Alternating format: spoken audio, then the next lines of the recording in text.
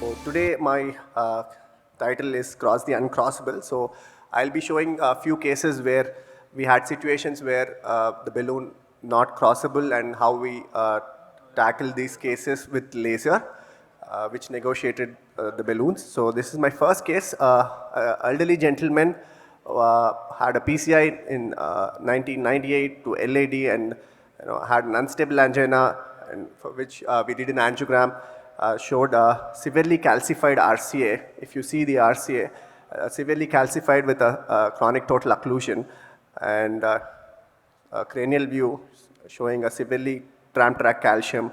And this is a dual injection where you can see it is a severely calcified vessel and multiple levels of occlusion, where we had to cross the lesion with a Gaia series, a Gaia 1, with a fine cross. And after we cross the lesion, so the situations we face is because of the severe calcium, uh, uh, the micro doesn't cross. So this is a common situations where all of us face because of the severe calcium. So what do we do? So we try to negotiate these kind of situations by using lower profile balloons, or we use a different type of talkable microcatheters where we could negotiate the lesion. So we tried all of those. So what we did here, so we have a laser in-house. So we went ahead and did a laser modification with a 0.9 mm catheter. So we modify the proximal cap and modify the calcium so that it weakens the calcium, and it lets us pass the balloons across the lesion. So once we did a laser here with a 0.9 mm catheter over a guide plus, and the lesion is much softer now, and it lets the balloon negotiate through the lesion.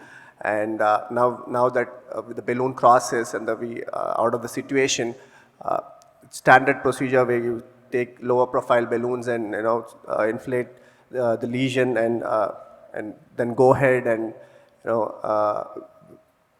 modify the plaque by a rota 1.5 bar because of the severe calcifications. And once we have a good plaque modification, and it's standard procedure where you go ahead and put 2 stents and with good expansion in the end.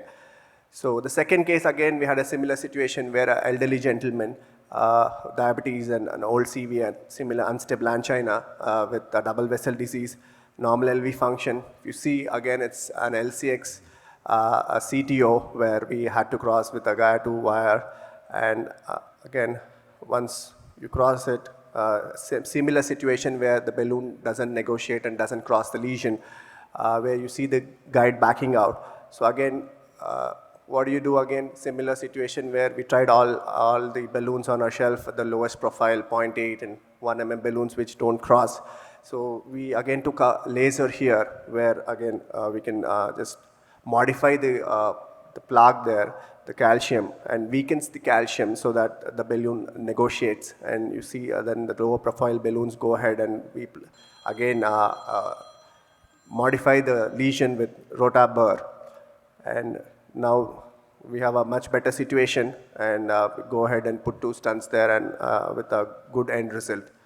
So again, third case, again, an elderly gentleman, severely calcified vessel, unstable angina, showed an ostial calcium nodule with almost a subtotal occlusion, where we had to negotiate the lesion with a Gaia 2 wire over fine cross, and the balloon doesn't go or the micro doesn't pass, where again we had to use a laser. So just to brush up what we do when we use laser, so we regularly use a 0.9 mm laser, which is 6 French compatible, and start with the 60 fluence and 60 pulse rate, and use a saline first.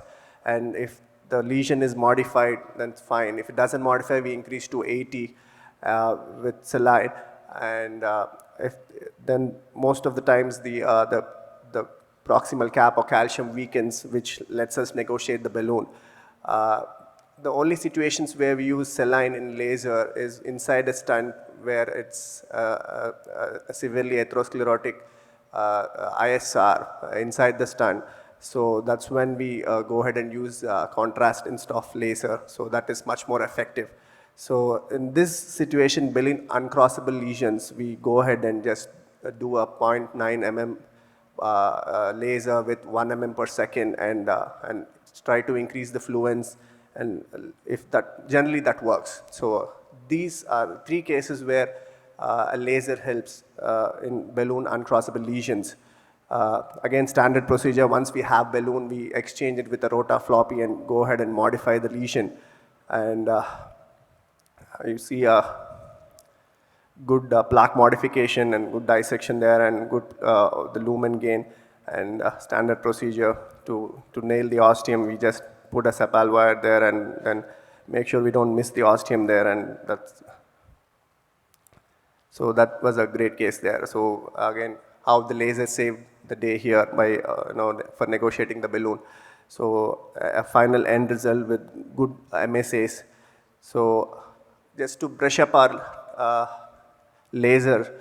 So laser acts by 3 different mechanisms. One is the photochemical, which breaks the molecular bond. The other is the photothermal, which produces thermal energy. The other is the photochemical, so mechanical, where it creates kinetic energy.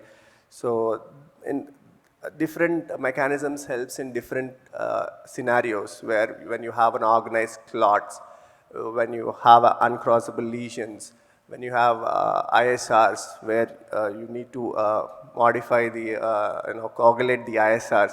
So the different mechanisms helps in different scenarios. So it's always good to have laser.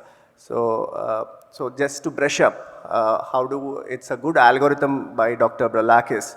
So how to approach when we have an uncrossable lesion. So the general tendency is just to take a smaller profile balloons and go ahead and try the lowest possible balloon on your shelf, and or you try a lower profile microcatheter or torqueable microcatheters, and just see if you can negotiate the lesion. So if that doesn't, and then increase the support, and try things like laser or atherectomy. And the final option is where you go subintimal, go knuckle, and just inflate the lesion from the subintima and try to modify the lesion. Those are complex subintimal techniques. So when things don't work, when the basic stuff don't work, so laser can help. So that is what I was trying to prove in these 3 cases. So the take home here is calcified CTOs are deadly combination preventing exchange for a rotawire. In a balloon or a micro uncrossable lesions, lasing helps in softening the calcium, adequate enough to deliver the microcatheter. Early use of laser significantly reduces your procedure time and dramatically improves your success rate. And razor is like, it's a combination of lasing and rotablation, where makes your life easy, helps your hardware to go down and finish your standard PCI. Thank you.